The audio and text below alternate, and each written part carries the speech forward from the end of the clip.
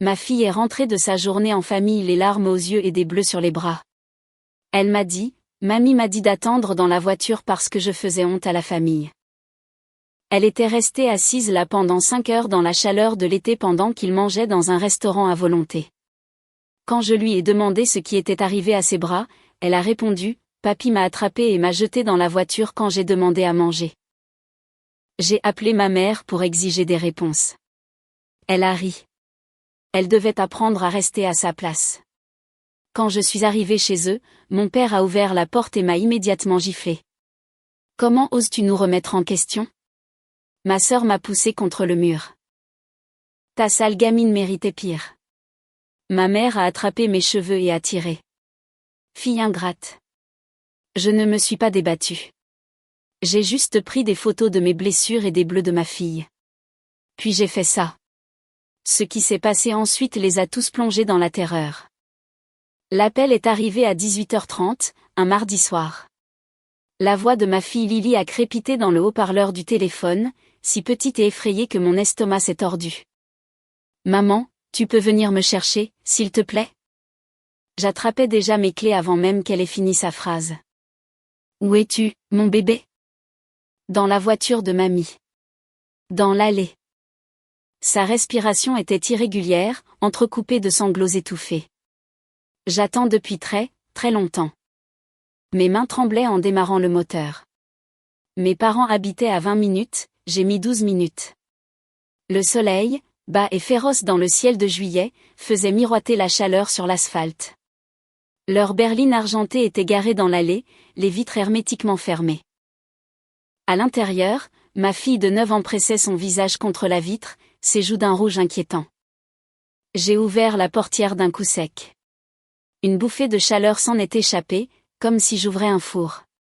Lily s'est effondrée dans mes bras, sa peau brûlante contre la mienne. Depuis combien de temps es-tu là-dedans? Je lui ai demandé en la tirant vers ma voiture, vers la climatisation que j'avais laissée allumée. Elle a enfoui son visage dans mon épaule. Depuis le déjeuner? Mamie a dit que je devais attendre parce que je leur ferais honte au restaurant. Mon sang s'est glacé malgré la chaleur de l'été. Quel restaurant? Le buffet. Celui avec les pattes de crabe, sa voix était étouffée contre ma chemise. J'ai demandé si je pouvais entrer parce que j'avais faim, mais mamie a dit non. Elle a dit que je mange comme un cochon et que je leur donnerais une mauvaise image. Je l'ai tenue à bout de bras pour examiner son visage. Des marques rouges striaient ses bras, violacés sur les bords. Des ecchymoses en forme de doigts entouraient son biceps gauche. Lily, ma voix est sortie plus stable que je ne le pensais. Qu'est-il arrivé à tes bras? Elle a baissé les yeux, les larmes coulant sur ses joues. J'ai demandé à papy à manger quand ils sont revenus. Juste un petit peu. J'avais vraiment très faim, maman. Il s'est fâché, m'a attrapé et m'a jeté dans la voiture. Il a dit que j'étais ingrate et gâtée. Le monde a basculé. J'ai sorti mon téléphone avec des doigts tremblants et j'ai appelé ma mère. Elle a répondu à la 3e sonnerie, sa voix vive et joyeuse. Oh, bonjour, ma chérie. Nous venons de rentrer d'un déjeuner absolument merveilleux. Vous avez laissé ma fille dans une voiture verrouillée pendant 5 heures par une chaleur de 32 degrés. Chaque mot est sorti net et distinct. Eh bien, elle ne pouvait certainement pas entrer dans cet état. Tu devrais vraiment lui apprendre les bonnes manières à table. Le ton de ma mère n'a pas vacillé, comme si nous discutions de liste de courses. Et puis, nous avions entrouvert les fenêtres. Elle a des bleus partout sur les bras. Papa l'a attrapée assez fort pour laisser des marques. Ma mère a littéralement ri. Un son aigu et cristallin qui m'a donné la chair de poule. Elle devait apprendre à rester à sa place. Cet enfant est complètement hors de contrôle. Honnêtement, nous te rendions service en essayant de la discipliner correctement. Vous l'avez laissée dans une voiture en plein soleil. Elle aurait pu mourir. Ne sois pas si dramatique. Elle va très bien, n'est-ce pas? Le mépris dans sa voix m'a blessé plus que n'importe quelle gifle. Tu as toujours été trop sensible. Exactement comme quand tu étais petite et que nous devions corriger ton comportement. J'ai serré la mâchoire si fort que mes dents m'en ont fait mal. J'arrive. Nous allons en parler. Comme tu voudras. Ton père et moi serons là. Elle a raccroché avant que je puisse répondre. J'ai d'abord ramené Lily à la maison, l'installant avec un verre d'eau glacée et la promesse d'un dîner. Mes mains n'arrêtaient pas de trembler pendant que je lui préparais un sandwich, observant les bleus foncés sur sa peau. Elle a mangé comme si elle n'avait pas vu de nourriture depuis des jours, ce qui, je suppose, était le cas. Je vais parler à mamie et papy, lui ai-je dit, en gardant une voix douce. Reste ici avec Madame Patterson, la voisine, d'accord? Elle a attrapé ma main. Tu es fâché contre moi? La question a brisé quelque chose dans ma poitrine. Non, mon bébé. Je ne suis pas fâchée contre toi. Tu n'as rien fait de mal. Absolument rien. Le trajet de retour chez mes parents m'a semblé plus long cette fois. La colère montait à chaque kilomètre, chaude et oppressante derrière mes côtes. J'avais passé 34 ans à leur trouver des excuses, à arrondir leurs angles, à prétendre que leur cruauté n'était que leur façon de montrer leur amour. Mon père a ouvert la porte avant que je puisse frapper. Sa main a bougé plus vite que la pensée, s'abattant sur mon visage avec une force qui m'a fait siffler les oreilles. Comment oses-tu nous remettre en question? Des postillons volaient de ses lèvres, son visage pourpre de rage. Nous t'avons mieux élevé que ça. Nous t'avons tout donné, et c'est comme ça que tu nous remercies? En nous accusant de faire du mal à cette petite gamine gâtée? J'ai reculé en titubant, la main pressée contre ma joue brûlante. Le goût métallique du sang a rempli ma bouche là où mes dents avaient coupé l'intérieur de ma lèvre. Ma sœur est apparue dans le couloir derrière lui. Gabrielle avait toujours été l'enfant prodige, celle qui ne pouvait rien faire de mal. Elle s'est précipitée vers moi avec le meurtre dans les yeux. Ta sale gamine méritait pire. Elle m'a poussé violemment contre le mur, ses mains comme des griffes sur mes épaules. Elle n'a fait que pleurnicher et se plaindre tout le temps. Papa et maman essayaient de lui apprendre le respect, quelque chose que tu n'as clairement jamais appris. Ma mère a surgi du salon, ses ongles manucurés s'accrochant à mes cheveux. Elle a tiré assez fort pour me faire monter les larmes aux yeux, me renversant la tête en arrière dans un angle douloureux. Fille ingrate. Son visage parfaitement maquillé s'est tordu de fureur à quelques centimètres du mien. Après tout ce que nous avons fait pour toi, nous avons pris cet enfant pour la journée pour te laisser un peu de répit. Et voilà les remerciements que nous recevons. Je ne me suis pas débattue. Chaque instinct me hurlait de les repousser, de me défendre, mais j'ai forcé mon corps à rester immobile. Mon père a porté un autre coup à mon épaule. Les ongles de Gabrielle ont griffé mon bras. La prise de ma mère s'est resserrée dans mes cheveux, et de ma main libre, j'ai sorti mon téléphone. Le flash de l'appareil photo a illuminé l'entrée sombre. Clic. La main de mon père levée pour frapper à nouveau. Clic. Le visage de Gabrielle déformé par la rage. Clic. Les doigts de ma mère tordus dans mes cheveux. Clic. La marque rouge vif sur mon visage. Clic. Mais qu'est-ce que tu fous? Mon père s'est jeté sur le téléphone, mais j'avais déjà envoyé les photos sur mon email, mon stockage en ligne, et 3 autres emplacements de sauvegarde. Je me suis arrachée à la poigne de ma mère, laissant des mèches de cheveux dans ses doigts. Je suis en train de documenter des voies de fait et de la maltraitance d'enfants. Les mots ont résonné dans l'air comme une bombe à la mèche allumée. Le visage de ma mère est devenu blême. Tu n'oserais pas? J'ai déjà des photos des bleus de Lily. Horodatées, avec un compte-rendu complet de ce qui s'est passé. J'ai reculé vers la porte, le téléphone serré dans ma main. Vous avez laissé une enfant de 9 ans dans une voiture verrouillée en plein été pendant 5 heures. Ensuite, vous l'avez agressée quand elle a demandé à manger, et vous venez de m'agresser devant des témoins. L'expression de Gabrielle est passée de la rage à la panique. Il n'y a pas de témoins. Votre sonnette caméra a tout enregistré depuis le moment où je suis arrivée. J'ai montré du doigt l'appareil monté à côté de la porte. Chaque mot, chaque coup, tout y est. Les mains de mon père sont retombées le long de son corps. La fureur a quitté son visage, remplacé par quelque chose qui aurait pu être de la peur. Tu donnes à tout ça des proportions démesurées, a dit ma mère, sa voix ayant perdu son tranchant pour devenir conciliante. Nous sommes une famille. Une famille n'appelle pas la police pour de petits malentendus. Ce n'est pas un malentendu. C'est de la maltraitance. J'ai ouvert la porte, gardant les yeux fixés sur eux trois. Et j'ai fini de prétendre que c'est autre chose. Je suis rentré chez moi dans un état second, le visage lancinant, le cuir chevelu brûlant là où ma mère m'avait arraché les cheveux. Madame Patterson m'a vu et a eu un hoquet de surprise. « Oh, ma chérie, que s'est-il passé ? Pouvez-vous garder Lily encore un peu ? Je dois passer des appels. » La police est arrivée moins d'une heure plus tard.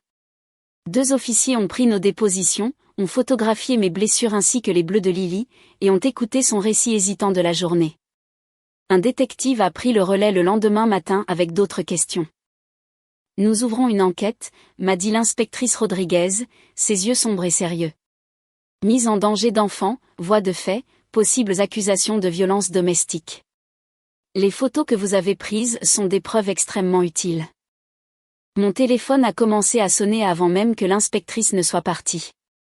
Le numéro de ma mère s'est affiché 14 fois en 20 minutes. Puis mon père, puis Gabriel. J'ai laissé chaque appel aller sur la messagerie vocale. Les messages qu'il laissait devenaient de plus en plus désespérés. C'est ridicule. Tu es en train de déchirer cette famille pour rien. Rappelle-nous tout de suite. Nous devons en parler comme des adultes. Tu fais une énorme erreur. Pense à ce que tu fais à tes parents. Lily ment. Les enfants mentent tout le temps. Tu le sais bien. J'ai sauvegardé chaque message vocal. J'ai transféré chaque SMS à l'inspectrice Rodriguez.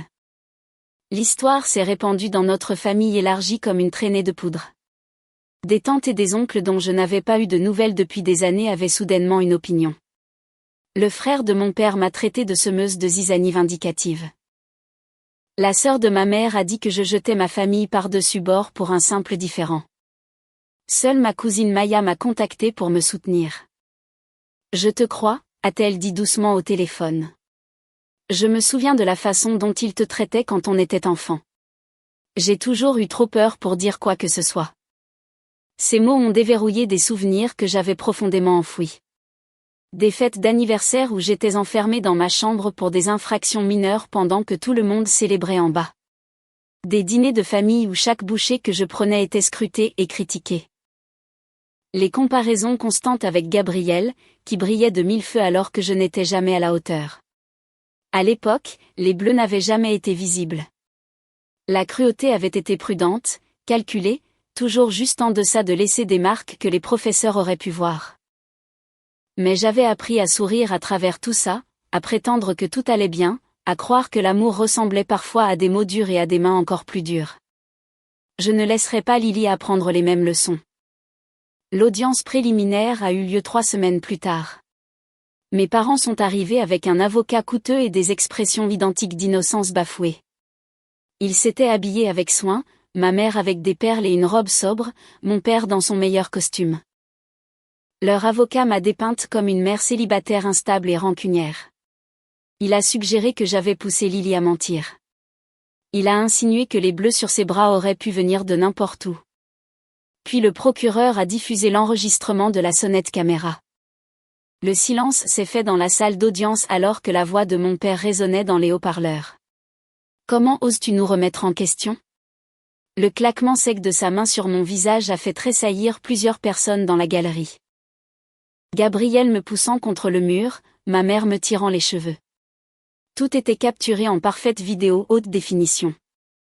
La séquence a ensuite montré le rapport de police de l'incident de la voiture. Les relevés de température montraient que l'intérieur du véhicule avait atteint 48 degrés Celsius. Les dossiers médicaux confirmaient que Lily avait été traitée pour un léger coup de chaleur et une déshydratation. L'expression soigneusement composée de ma mère s'est effondrée. Mon père regardait droit devant lui, sa mâchoire se contractant en silence. Le juge a fixé une caution avec des conditions strictes, aucun contact avec moi ou Lily, surveillance par GPS, et remise des passeports. À l'extérieur du palais de justice, les journalistes ont afflué. L'histoire avait fuité dans les nouvelles locales. Une mère laisse sa petite fille dans une voiture en plein soleil pendant 5 heures, s'étalait en gros titres. L'entreprise de mon père a été la première à en pâtir. Il possédait un petit cabinet comptable qui dépendait fortement de sa réputation personnelle et de la confiance de la communauté. Les clients ont commencé à discrètement transférer leur compte ailleurs. En 2 mois, il avait perdu 60% de son chiffre d'affaires. Le cercle social de ma mère, celui qu'elle avait passé des décennies à cultiver avec soin, s'est retourné contre elle du jour au lendemain. Les invitations au club de lecture se sont taries. Son adhésion à la société d'horticulture a été temporairement suspendue. Des femmes qui avaient été ses amies les plus proches traversaient la rue pour l'éviter. Gabrielle a fait face à ses propres conséquences. Elle travaillait comme enseignante en école primaire. Le conseil scolaire a lancé une enquête après que des parents se sont plaints. Comment pouvaient-ils confier leurs enfants à quelqu'un qui avait participé à l'agression d'une femme et défendu la maltraitance d'un enfant ? Elle a été mise en congé administratif en attendant l'issue de l'affaire pénale. La famille s'est ralliée autour d'eux, naturellement. Le frère de mon père a créé un fonds de défense juridique. La sœur de ma mère a organisé une campagne de lettres au juge, affirmant que j'avais tout inventé. Mais des fissures ont commencé à apparaître dans leur front uni. Ma cousine Maya a témoigné à son tour. Elle a décrit des dîners de Noël où elle avait vu mes parents me réprimander jusqu'à ce que je pleure, puis me punir pour avoir pleuré. D'autres cousins ont commencé à partager leurs propres souvenirs inconfortables. Une tante a admis qu'elle s'était toujours sentie mal à l'aise avec la façon dont mes parents me traitaient, mais n'avait pas voulu créer de drame familial. Un ancien voisin a fait une déposition à la police au sujet de cris provenant de notre maison quand j'étais adolescente. Le récit que mes parents avaient si soigneusement construit a commencé à s'effondrer sous le poids de la vérité accumulée. Les semaines précédant le procès ont apporté des complications inattendues. Mes parents ont engagé un détective privé qui me suivait au travail, à l'école de Lily, à l'épicerie. Il a pris des photos de nous en train de rire ensemble, les a transformées en preuve que nous allions bien et que j'exagérais le traumatisme. Leur équipe juridique a envoyé des citations à comparaître pour les dossiers scolaires de Lily, son historique médical, et même les notes de sa thérapeute. Ils voulaient des munitions pour la dépeindre comme une enfant à problème ou peu fiable. J'ai dû contester chaque demande par l'intermédiaire de ma propre avocate, une femme brillante nommée Patricia Montgomery, qui traitait des affaires de droit de la famille depuis 20 ans. Elle coûtait de l'argent que je n'avais pas, me forçant à contracter un prêt sur ma voiture. Ils essaient de vous épuiser financièrement et émotionnellement, m'a expliqué Patricia lors d'une de nos sessions de stratégie marathon. Ce sont des tactiques d'intimidation standard. Ils pensent que s'ils rendent les choses assez difficiles, vous abandonnerez les charges. Mon lieu de travail est devenu un autre champ de bataille. L'avocat de mon père a contacté mon patron, suggérant que j'étais instable et que je pouvais être un handicap pour l'entreprise. Quelqu'un d'anonyme a envoyé des emails aux ressources humaines prétendant que je falsifiais des notes de frais. L'enquête m'a complètement innocentée, mais le stress de la situation pesait comme du plomb dans mon estomac. Chaque jour, c'était comme marcher dans un champ de mines, en attendant la prochaine explosion. La sœur de ma mère a lancé une campagne de dénigrement à l'école de Lily. Elle a dit aux autres parents que j'empêchais une grand-mère aimante d'avoir une relation avec sa petite fille.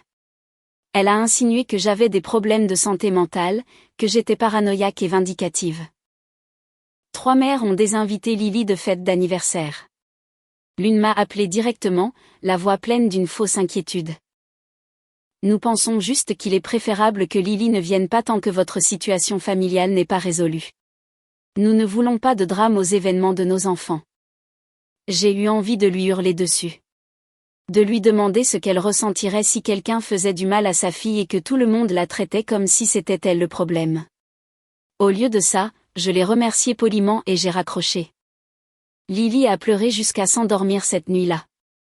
Pourquoi il ne me croit pas ? J'ai dit la vérité. Certaines personnes ne veulent pas croire les vérités qui dérangent, lui ai-je dit en lui caressant les cheveux. C'est plus facile pour eux de penser que je manque d'accepter que des grands-parents puissent faire du mal à leurs petits-enfants. L'isolement se resserrait de toutes parts. Des amis que je connaissais depuis des années ont cessé de répondre à mes appels. Le club de lecture de ma mère a lancé une campagne sur les réseaux sociaux pour la défendre, me dépeignant comme une fille dérangée et rancunière. Ils ont posté de vieilles photos de réunions de famille où tout le monde avait l'air heureux. Voici la grand-mère aimante faussement accusée, disait une légende. Les familles méritent intimité et respect. La section des commentaires s'est remplie d'inconnus m'insultant. Chercheuse d'attention. Profiteuse. Mère indigne. Des mots conçus pour blesser. Patricia m'a conseillé de rester complètement à l'écart des réseaux sociaux. Ne répondez pas. Ne vous défendez pas publiquement. Gardez tout pour le tribunal. Mais le silence était suffocant. Chaque accusation restait sans réponse. Chaque mensonge demeurait incontesté. Maya m'a aidé comme elle le pouvait. Elle a publié sa propre déclaration décrivant le dysfonctionnement dont elle avait été témoin en grandissant. Sa mère l'a immédiatement reniée, la traitant de traîtresse qui s'était retournée contre la famille pour attirer l'attention. La fracture s'est étendue à chaque branche de l'arbre généalogique. Les cousins ont choisi leur camp. Les tantes et les oncles ont cessé de se parler. Les réunions de famille pour les fêtes sont devenues impossibles à organiser. Le frère de mon père s'est présenté à mon appartement un soir, ivre et agressif. Il a martelé la porte en hurlant que j'avais détruit la vie de son frère pour un malentendu. J'ai appelé la police. Ils l'ont escorté avec un avertissement, mais la peur est restée. J'ai installé des serrures supplémentaires et un système de sécurité, dépensant de l'argent que je ne pouvais pas me permettre pour me sentir en sécurité chez moi. Lily a commencé à avoir des crises de panique. Elle allait bien un instant, puis se mettait soudain à hyperventiler, convaincue que quelqu'un venait nous faire du mal. Le pédiatre lui a prescrit des anxiolytiques et a augmenté ses séances de thérapie à 2 fois par semaine. La voir lutter me brisait le cœur. Elle était une enfant insouciante avant ce jour. Maintenant, elle vérifiait compulsivement les serrures et sursautait au moindre bruit soudain. La culpabilité menaçait de me noyer. Avais-je fait le bon choix ? Aurait-elle été mieux si j'avais simplement coupé les ponts discrètement sans impliquer le système judiciaire ? Le docteur Walsh m'a aidé à surmonter ces pensées pendant nos séances. Vous lui apprenez que les agresseurs doivent faire face aux conséquences. Que dire la vérité est important, même quand c'est difficile. Ce sont des leçons inestimables. Mais ces leçons avaient un coût si élevé. L'accusation a construit son dossier méthodiquement. Ils ont interrogé des voisins qui avaient entendu des disputes chez mes parents au fil des ans. Ils ont obtenu des dossiers médicaux montrant que j'avais été traitée pour des blessures suspectes à l'adolescence, que mes parents prétendaient être des accidents de sport. Une ancienne enseignante s'est manifestée avec une déclaration sur mon comportement renfermé et anxieux en tant qu'élève. Elle se souvenait d'avoir appelé mes parents pour leur faire part de ses inquiétudes, et qu'on lui avait répondu que j'étais dramatique et que je cherchais l'attention. Chaque élément de preuve dressait un tableau plus large d'une maltraitance systématique qui durait depuis des décennies. La défense a riposté avec des témoins de moralité. Les associés de mon père ont témoigné de son implication communautaire et de ses dons de bienfaisance. Les amis de l'église de ma mère l'ont décrite comme pieuse et attentionnée. Les collègues de Gabrielle ont parlé de son dévouement envers ses élèves, de sa patience et de sa gentillesse en classe. Ils trouvaient impossible de croire qu'elle puisse être violente. La dissonance cognitive était stupéfiante. Comment les mêmes personnes qui nous avaient fait tant de mal délibérément pouvaient-elles maintenir des personnalités publiques aussi convaincantes ? Patricia a expliqué que les agresseurs montraient rarement leur vrai visage au monde. Ils sont souvent charmants, des membres respectés de la communauté. C'est ainsi qu'ils s'en sortent si longtemps. Personne ne veut croire que quelqu'un qu'ils admirent est capable de cruauté. La sélection du jury a duré 2 jours complets. Patricia a interrogé chaque juré potentiel avec soin, à la recherche de préjugés ou d'idées préconçues sur la dynamique familiale. Nous avions besoin de gens qui pouvaient accepter que la maltraitance se produisait dans des familles qui semblaient normales de l'extérieur. La défense voulait des jurés qui valorisaient la loyauté familiale par-dessus tout, qui seraient sympathiques à des grands-parents accusés de méfaits par une fille en colère. Le jury final était composé de 7 femmes et 5 hommes, âgés de 28 à 64 ans. Leurs visages ne révélaient rien lorsqu'ils ont prêté serment. Le procès lui-même a duré 5 jours.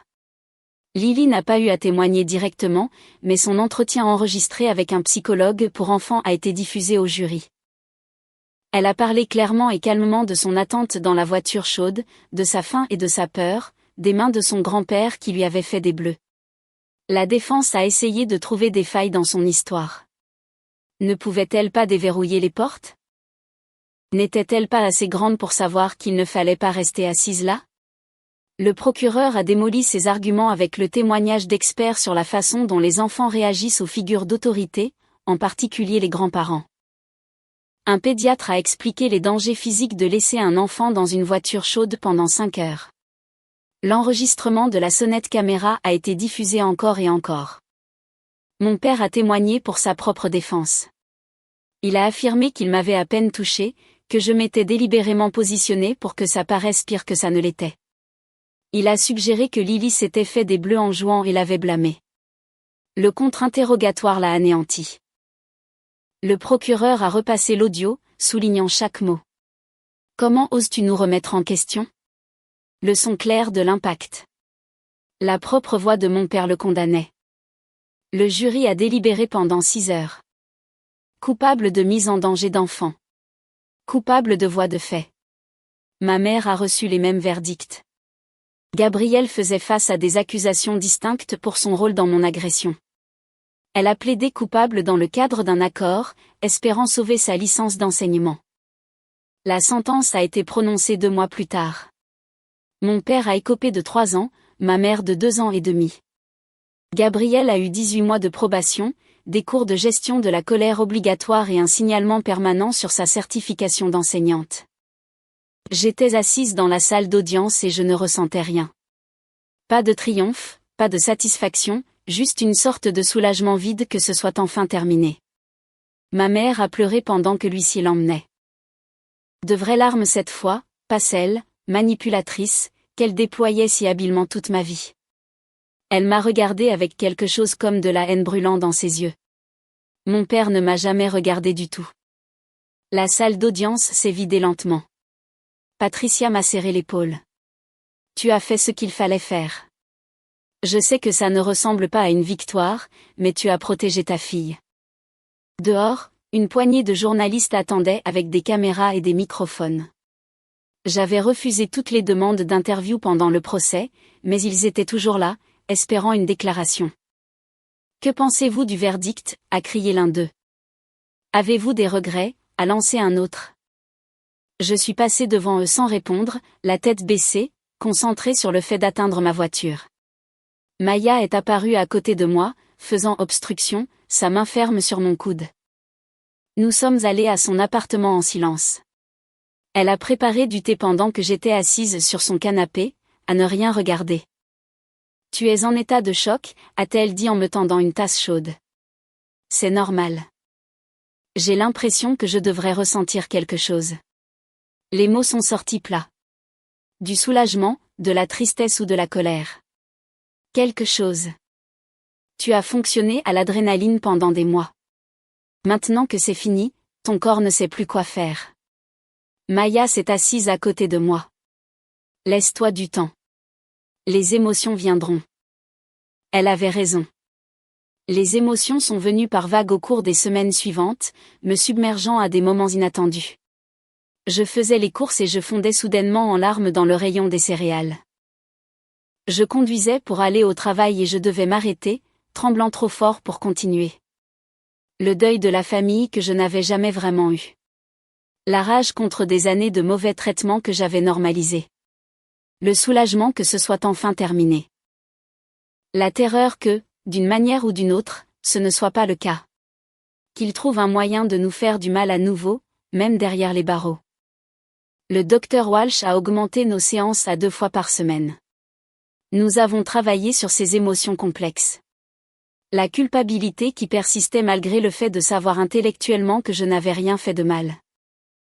Vous avez été conditionné depuis votre naissance à faire passer leurs sentiments avant votre propre sécurité, m'a-t-elle expliqué. Désapprendre ce conditionnement prend du temps. Soyez patiente avec vous-même. L'attention des médias s'est estompée après quelques semaines. D'autres scandales ont émergé pour capter l'attention du public. Mes parents sont devenus une vieille nouvelle, une histoire édifiante à laquelle les gens faisaient référence, mais dont on ne discutait plus activement. Les dommages à leur réputation sont restés permanents. Le cabinet comptable de mon père a fait faillite. Les clients qui étaient restés fidèles pendant le procès ont discrètement déplacé leurs affaires ailleurs une fois les verdicts de culpabilité rendus. Le cercle social de ma mère s'est fracturé de manière irréparable. Les femmes qui l'avaient défendue avec le plus de véhémence ont fait face à leur propre retour de bâton.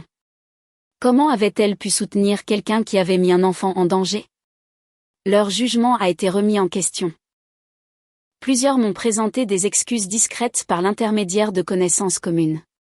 D'autres ont persisté, insistant sur le fait que tout cela n'était qu'un malentendu amplifié par des procureurs trop zélés. La famille s'est restructurée autour de la blessure béante du procès. Certains parents ont maintenu le contact avec mes parents malgré tout. D'autres ont complètement coupé les ponts, admettant en privé qu'ils avaient toujours soupçonné que quelque chose n'allait pas, mais n'avaient pas voulu le voir. Le frère de mon père a cessé de parler à quiconque avait témoigné contre mes parents ou m'avait soutenu. Il a organisé une campagne de lettres au comité de libération conditionnelle, recueillant des signatures de tous ceux qui pouvaient se porter garant de leur caractère. La mère de Maya a tenté de forcer une réconciliation entre nous, insistant sur le fait que la famille était plus importante que les rancunes. Maya est restée ferme sur ses limites, refusant d'assister à toute réunion incluant des personnes qui défendaient la maltraitance des enfants. La rupture entre elles ne s'est jamais cicatrisée. Maya a pleuré la perte du soutien de sa mère, mais n'a jamais regretté d'avoir choisi la vérité plutôt qu'un déni confortable. Les conséquences ont mis des mois à se manifester pleinement. Leur maison a été mise en vente pour payer les frais de justice. L'entreprise de mon père a complètement fermé. Gabriel a déménagé à 3 États de là pour recommencer sa vie quelque part où son nom ne portait pas la tâche du procès. Les membres de la famille élargie qui les avaient soutenus sont devenus silencieux. Quelques-uns ont envoyé des messages d'excuses. La plupart ont simplement disparu de ma vie.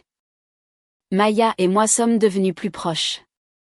Elle avait son propre parcours thérapeutique à suivre, pour digérer le dysfonctionnement dont elle avait été témoin dans son enfance. Nous nous retrouvions pour un café tous les jeudis. 2 survivantes qui trouvaient ensemble un terrain solide. Lily a aussi commencé une thérapie. Elle a fait des cauchemars pendant des mois, toujours le même rêve d'être piégée dans un endroit chaud et sombre. Mais lentement, avec une aide professionnelle et un amour patient, elle a commencé à guérir. Elle a arrêté de se demander si elle avait fait quelque chose de mal. A cessé de sursauter quand j'élevais la voix, même légèrement. A commencé à manger sans la surveillance anxieuse de chaque bouchée. Le conseiller d'orientation de l'école m'a dit qu'elle était devenue une avocate pour les autres enfants. Quand elle voyait quelqu'un se faire harceler ou exclure, elle prenait la parole. Elle avait appris ce que cela signifiait quand les adultes ne protégeaient pas les enfants. Et elle refusait d'être une spectatrice passive. J'ai trouvé ma propre thérapeute, spécialisée dans les traumatismes familiaux. Nous avons décortiqué 34 ans de conditionnement. Toutes les manières dont on m'avait appris à accepter un traitement inacceptable. Vous ne pouvez pas réparer des gens qui ne veulent pas être réparés, m'a dit le docteur Walsh lors d'une séance. Vous ne pouvez pas les aimer au point qu'ils changent. Vous ne pouvez que vous protéger, vous et votre fille. Le plus dur n'a pas été le procès ou les retombées familiales. C'était de reconstruire ma compréhension de ce que signifiait la famille. J'avais passé toute ma vie à croire que les liens du sang justifiaient tout. Que je devais le pardon à mes parents simplement parce qu'ils m'avaient élevé. Que la cruauté de Gabriel n'était qu'une rivalité fraternelle poussée un peu trop loin. Apprendre à fixer des limites, c'était comme apprendre à marcher après une vie passée à ramper. Mes parents ont envoyé des lettres de prison. Celle de ma mère était remplie d'apitoiements et de reproches. Tu as détruit nos vies pour rien. Nous n'avons toujours voulu que ce qui était le mieux pour toi. Les lettres de mon père étaient plus courtes, plus colériques. Tu as tourné le dos à ta famille. Tu le regretteras pour le reste de ta vie. Les lettres arrivaient chaque semaine au début, puis quotidiennement. L'écriture de ma mère couvrait des pages et des pages, oscillant entre la rage et la supplication. Elle racontait chaque sacrifice qu'elle avait fait en m'élevant, chaque dépense, chaque moment de son temps que j'avais consommé. J'ai abandonné ma carrière pour toi, disait une lettre. J'ai consacré ma vie à être une mère, et c'est ainsi que tu me rembourses, en me mettant en prison comme une criminelle ordinaire. Une autre lettre blâmait entièrement Lily. Cette enfant a toujours été manipulatrice. Même petite, elle savait comment te jouer. Elle a déformé tout ce qui s'est passé parce qu'elle voulait de l'attention. Les accusations contre ma fille faisaient trembler mes mains de fureur. J'ai failli enfreindre ma règle de ne pas répondre. J'ai failli lui écrire pour la défendre. Mais les mots du docteur Walsh m'ont arrêté. Leur répondre, c'est leur donner du pouvoir. Le silence est votre limite la plus forte. L'approche de mon père était différente. Là où ma mère manipulait, il menaçait. Ces lettres laissaient entrevoir des conséquences à sa sortie. Rien d'assez explicite pour violer les restrictions de la prison, mais les implications étaient claires. Tu crois que c'est fini, mais ça ne l'est pas. 3 ans, ce n'est pas une éternité. J'ai une longue mémoire. J'ai apporté ces lettres à l'inspectrice Rodriguez. Elle les a lues attentivement, son expression s'assombrissant. Celle-ci flirte avec l'intimidation de témoins sans tout à fait franchir la ligne, a-t-elle dit. Mais je vais les documenter. Si les menaces deviennent plus explicites, nous pourrons engager des poursuites supplémentaires. J'ai demandé à la prison de cesser de me transmettre leur courrier. Le directeur a approuvé le blocage, mais d'une manière ou d'une autre, des lettres continuaient de me parvenir. Elles ont commencé à arriver sur mon lieu de travail, adressées à mon email professionnel, glissées sous la porte de mon appartement. Mon père avait des alliés qui n'étaient pas en prison. Des gens prêts à servir de messagers pour s'assurer que je sache que je n'étais pas hors de leur portée. La société de sécurité a amélioré notre système 2 fois. Nous avons installé des caméras couvrant chaque angle de l'entrée de l'appartement. Je variais mon itinéraire pour aller au travail, ne suivant jamais le même trajet 2 jours de suite. Lily a remarqué les changements. On se cache d'eux. On fait attention, ai-je dit, en gardant une voix calme. C'est différent. Mais elle n'était pas dupe. Elle voyait la tension dans mes épaules. La façon dont je vérifiais les serrures de manière obsessionnelle avant de me coucher. Elle a recommencé à faire des cauchemars. Des rêves où ses grands-parents s'introduisaient chez nous. Maya a suggéré que nous déménagions. Prends un nouveau départ quelque part où ils ne pourront pas vous trouver. L'idée était tentante. Tout emballer et disparaître dans une autre ville où personne ne connaissait notre histoire. Où Lily pourrait aller dans une école où les autres parents n'avaient pas déjà des opinions sur notre famille. Mais fuir, c'était les laisser gagner. Ils nous avaient déjà pris tant de choses, notre sentiment de sécurité, notre famille élargie, des années de paix. Je refusais de les laisser nous prendre notre maison aussi. À la place, j'ai rejoint un groupe de soutien pour les survivants de violences familiales. 8 autres personnes, chacune avec sa propre histoire de parents qui leur avaient fait du mal. Nous nous réunissions le jeudi soir dans le sous-sol d'une église, assis en cercle sur des chaises pliantes. Leurs histoires m'ont fait réaliser à quel point c'était courant. Combien de personnes portaient les cicatrices des familles qui étaient censées les protéger. Une femme nommée Carole avait été battue par sa mère jusqu'à ses 16 ans, où elle avait finalement riposté. Un homme nommé Trevor avait été torturé émotionnellement par son père, qui lui répétait quotidiennement qu'il était inutile et stupide. Chaque personne comprenait la douleur unique d'être blessée par quelqu'un que l'on aime. La culpabilité qui accompagnait le fait de fixer des limites, le deuil de perdre non seulement le membre de la famille abusif, mais toute la structure familiale qui l'avait permis. Les gens qui n'ont pas vécu ça ne comprennent pas, a dit Carole lors d'une réunion. Ils pensent que c'est simple, il suffit de pardonner et de passer à autre chose. Ils ne comprennent pas que le pardon sans changement, c'est juste accepter plus de violence. Le groupe m'a aidé à traiter des sentiments que je ne pouvais articuler nulle part ailleurs. Le mélange complexe de soulagement que mes parents soient emprisonnés et de culpabilité de me sentir soulagée. La colère qui éclatait encore à des moments inattendus. La peur persistante qu'ils échappent d'une manière ou d'une autre aux conséquences et viennent nous chercher. Le docteur Walsh a travaillé avec moi sur des stratégies d'adaptation pratiques. Nous avons créé des plans de sécurité pour différents scénarios. Que faire si mes parents contactaient directement Lily? Comment gérer les rencontres avec les membres de la famille qui les soutenaient? Des moyens de gérer l'anxiété qui montait en flèche chaque fois que je voyais une voiture qui ressemblait à la leur. La thérapie aidait, mais la guérison n'était pas linéaire. Certains jours, je me sentais forte et lucide, confiante dans chaque décision que j'avais prise. D'autres jours, le doute revenait en rampant, me chuchotant que j'avais réagi de manière excessive, que j'avais détruit des vies pour quelque chose qui aurait pu être géré en privé. Ces jours-là, je sortais les photos, les bleus sur les bras de Lily, les marques en forme de main là où mon père l'avait attrapée, le regard terrifié dans ses yeux et les photos prises juste après l'avoir sortie de cette voiture brûlante. L'épreuve ne me laissait jamais oublier pourquoi j'avais fait ça. Pas par vengeance, pas par dépit, mais parce que ma fille avait été en danger, et que j'avais le pouvoir d'y mettre fin.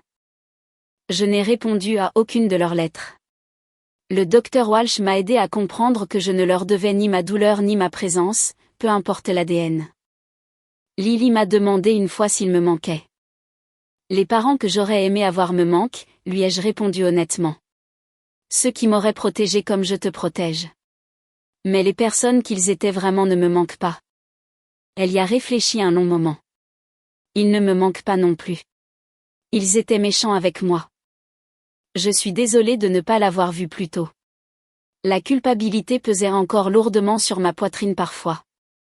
J'aurais dû mieux te protéger. Tu m'as protégée, maman. Tu les as arrêtés. Elle m'a serré fort dans ses bras. Tu ne les as pas laissés s'en tirer comme ça.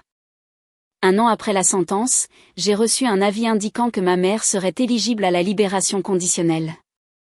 J'ai soumis une déclaration d'impact de la victime m'opposant à sa libération anticipée. Le comité de libération conditionnelle a rejeté sa demande. L'audience de libération conditionnelle de mon père a eu lieu 6 mois plus tard. Même résultat. Gabrielle a envoyé une lettre pour demander si nous pouvions parler. Elle avait terminé son programme de gestion de la colère et voulait s'excuser. J'y ai pensé pendant des semaines. Le docteur Walsh m'a aidé à démêler ce dont j'avais besoin par rapport à ce que Gabrielle voulait. Finalement, j'ai envoyé une brève réponse. J'ai accusé réception de ses excuses, mais j'ai expliqué que je n'étais pas prête à un contact. Peut-être que je ne le serais jamais, et il fallait que ce soit acceptable. La vie a avancé par petits pas réguliers. Lily a eu 10 ans, puis 11. Elle a été au tableau d'honneur et a rejoint l'équipe de football. Elle a fait des soirées pyjama avec des amis dont j'ai soigneusement vérifié les parents, dont les maisons semblaient chaleureuses et sûres. J'ai eu une promotion au travail. J'ai commencé à fréquenter quelqu'un de gentil et de patient qui comprenait que j'avais une histoire compliquée. J'ai adopté un chien de refuge qui dormait au pied du lit de Lily et la faisait rire avec ses singeries. Nous avons construit une nouvelle normalité, un jour à la fois. Parfois, les gens me demandaient si je regrettais d'avoir porté plainte, si j'aurais aimé gérer les choses différemment, garder ça en famille, leur donner une autre chance. La réponse était toujours non. Parce qu'à chaque fois que je regardais Lily, riant avec ses amis, en sécurité dans la certitude que les adultes de sa vie la protégeraient, je savais que j'avais fait le bon choix.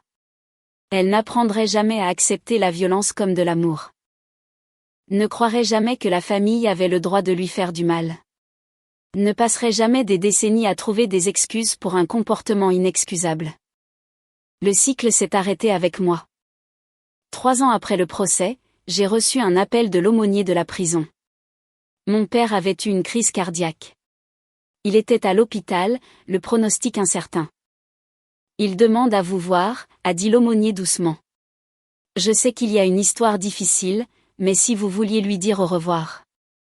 Je suis restée assise avec le téléphone collé à l'oreille, attendant de ressentir quelque chose. Le deuil, la colère, l'ancienne attraction familière de l'obligation. Rien n'est venu. Merci de m'avoir prévenu, ai-je finalement dit. Mais non. Il est mort 2 jours plus tard. Ma mère a appelé de prison, pleurant hystériquement, exigeant que je m'occupe des arrangements funéraires. J'ai refusé. Elle pouvait se coordonner avec sa sœur ou Gabrielle quand elle serait libérée pour le service. Je n'irai pas. C'était ton père, a-t-elle hurlé. Tu lui dois bien ça. Je ne lui dois rien. Les mots venaient facilement maintenant, sans culpabilité ni hésitation. Au revoir. Les funérailles ont eu lieu sans moi. J'en ai entendu parler indirectement par Maya, qui y était allée par curiosité plus que par chagrin. Elle a dit qu'à peine 20 personnes étaient présentes, que ma mère avait été escortée avec des menottes et des chaînes, puis ramenée en prison immédiatement après. Je n'ai ressenti qu'une tristesse lointaine et abstraite pour toutes les personnes impliquées.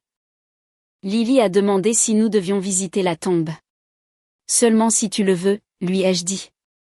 Tu n'as pas à faire semblant de pleurer quelqu'un qui t'a fait du mal. Elle a secoué la tête. Je ne veux pas. C'est mal? Non, mon bébé. C'est honnête. Ma mère a purgé sa peine 9 mois plus tard. Elle a emménagé avec sa sœur à l'autre bout de l'État. Elle n'a pas tenté de me contacter, ce qui nous convenait à toutes les deux. J'ai entendu par la rumeur familiale qu'elle disait aux gens que j'avais tout inventé, que j'étais une fille perturbée et vindicative qui avait détruit sa vie par dépit. Certaines personnes la croyaient, certaines personnes la croiraient toujours. Mais ceux qui comptaient connaissaient la vérité. 5 ans après ce terrible jour de juillet, Lily est rentrée de l'école avec un devoir. Elle devait écrire sur une personne courageuse qu'elle connaissait. Elle a écrit sur moi. J'ai pleuré en le lisant. Pas de tristesse, mais du soulagement écrasant qu'elle se sente assez en sécurité pour me voir comme quelqu'un de fort plutôt que comme quelqu'un qui lui avait fait défaut. Tu leur as tenu tête même s'ils t'ont fait du mal, avait-elle écrit de sa main soignée. Tu t'es assuré que j'étais en sécurité. C'est ça, être courageuse. J'ai encadré cette rédaction et je l'ai accrochée dans mon bureau. Les jours où le doute s'insinuait, où je me demandais si j'avais bien fait de déchirer ma famille, je regardais ces mots. Tu t'es assuré que j'étais en sécurité. C'était tout ce qui comptait. La famille élargie s'est lentement divisée en camps. Certains ont maintenu leur loyauté envers ma mère et Gabriel. D'autres m'ont contacté discrètement avec des excuses et des offres timides de reconnexion. J'ai accepté certaines de ces branches d'olivier. D'autres, je les ai refusées. J'avais appris à la dure que tous ceux qui partageaient mon sang ne méritaient pas d'avoir accès à ma vie.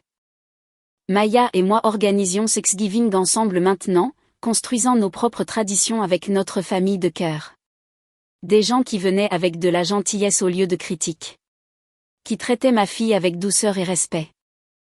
Des gens qui comprenaient que la famille n'était pas une question d'obligation ou de génétique partagée. C'était une question d'amour sans condition, de soutien sans contrepartie, de sécurité sans peur. Lily s'est épanouie dans cet environnement. Elle est devenue confiante et franche, prompte à se défendre et à défendre les autres. Elle avait des limites et savait comment les faire respecter. Elle ne serait plus jamais la petite fille dans la voiture chaude, attendant des heures la permission d'exister. Et je ne serai plus jamais la femme qui trouvait des excuses aux gens qui nous faisaient du mal, peu importe combien de fois ils prétendaient que c'était pour notre propre bien. Parfois, la guérison ressemblait au pardon et à la réconciliation. Parfois, elle ressemblait au fait de s'en aller et de ne jamais regarder en arrière. J'avais choisi la deuxième voie, et je ne l'ai jamais regretté. Parce qu'en fin de compte, l'amour n'est pas censé laisser des bleus. La famille n'est pas censée être une question de survie. Et le plus grand cadeau que je pouvais faire à ma fille était de lui montrer la différence.